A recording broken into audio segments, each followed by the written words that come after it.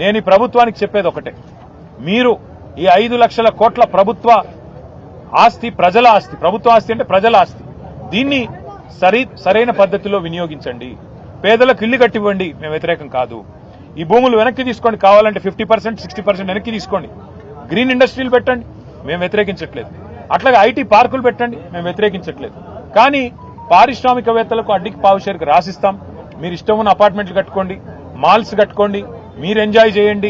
ప్రజల సొమ్మును మీరు అత్త సొమ్ము అల్లుడు దానం అన్నట్టు మేము దానం చేస్తాము, మీరు అమ్ముకోండి, ఇష్టం ఉన్నట్టు చేసుకోండి అంటే బీఆర్ఎస్ చూస్తూ ఊరుకోదు. నేను పారిశ్రామికవేత్తలు కూడా చెప్తా ఉన్నా, మీరు ఈ ప్రభుత్వం ఇచ్చే ఆషాఢపు సేల్ ఆఫర్ లాంటి ఆఫర్లు తీసుకొని మీరు 4 డబ్బులు కట్టి ఇది మాది అయిపోతుంది అని మీరు అనుకుంటే మీరు పప్పులో కాలేస్తున్నారు. ఖచ్చితంగా మళ్లీ వచ్చేది బీఆర్ఎస్ ప్రభుత్వమే. మేము ఈ HILTP అనే పాలసీ ఏదైతే ఉందో దీన్ని ఖచ్చితంగా రద్దు చేస్తాం. ఇవాళ ఎవరైనా డబ్బులు పెడితే మీరు నష్టపోతారు. ఇక్కడ కార్మిక నాయకులతో మాట్లాడినాం, వారు అంటున్నారు ఈ ప్రాంతంలో 3-4 లక్షల మంది కార్మికులు ఉన్నారు, మరి మేమెక్కడ పోవాలా అని వారు మాట్లాడుతున్నారు. అంటే నిజంగా ఒక పరిశ్రమను తరలించాలంటే కూడా కొంత ప్లానింగ్ ఉండాలి.